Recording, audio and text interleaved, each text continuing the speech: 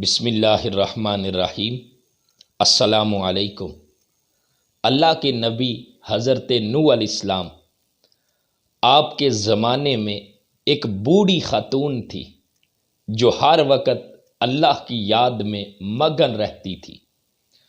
تو اللہ کے حکم سے جب حضرت نوح علیہ السلام نے کشتی بنائی تو اس بوڑھی خاتون نے حضرت نوح علیہ السلام سے پوچھا تو آپ نے فرمایا کہ ایک بہت بڑا طوفان آنے والا ہے، اللہ کی طرف سے عذاب آنے والا ہے۔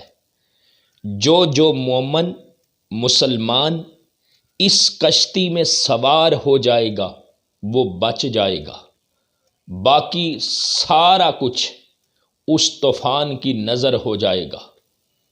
تو اس بوڑھی خاتون نے عرض کی، اے اللہ کے نبی، جب وہ عذاب آنے والا ہو، جب طوفان آئے تو آپ مجھے بھی بتا دینا اور اپنے ساتھ اس کشتی میں مجھے بھی سوار کر لینا۔ تو اللہ کے نبی حضرت نوح علیہ السلام نے فرمایا ٹھیک ہے۔ تو جب طوفان آنے لگا تو اللہ کے نبی حضرت نوح علیہ السلام بھول گئے۔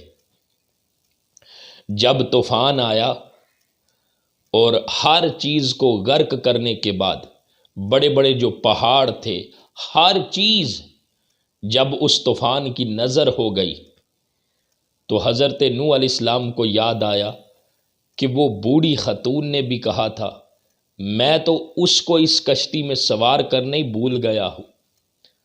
جب طوفان تھم گیا تو حضرت نوح علیہ السلام اس بوڑھی خاتون کی جس طرف جھونپڑی تھی اس طرف تشریف لے کے گئے۔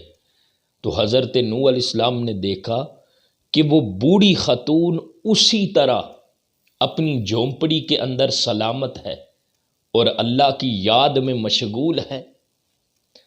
تو جب حضرت نوح علیہ السلام اندر گئے تو اس بوڑھی خاتون نے یہ سمجھا کہ حضرت نوح علیہ السلام آئے ہیں مجھے اپنے ساتھ لے کے جانے کے لیے، اس کشتی میں سوار کرنے کے لیے۔ تو اس بڑھیا نے پوچھا، اے اللہ کے نبی، کیا طوفان آنے والا ہے؟ حضرت نوح علیہ السلام فرمانے لگے، کیسا طوفان؟ طوفان تو آیا ہے اور گزر بھی گیا ہے، ہر چیز کو غرق کر کے ختم بھی ہو گیا ہے۔ تو وہ بوڑھی خاتون اس طوفان میں بھی کیسے سلامت رہی؟ حضرت نوح علیہ السلام فرمانے لگے کہ آپ کو اللہ رب العزت نے سلامت رکھا ہے اس لیے کہ آپ ہر وقت اللہ کو یاد کرتی ہیں، آپ کے شب و روز اللہ کی یاد میں گزرتے ہیں۔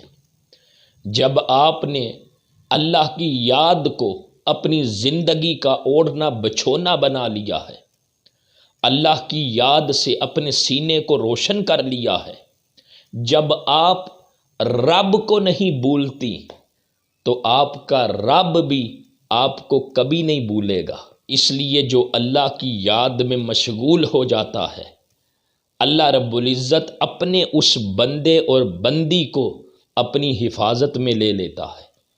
اس بڑھیا خاتون کو اللہ رب العزت نے طوفان نوح کے وقت بھی سلامت رکھا ہے۔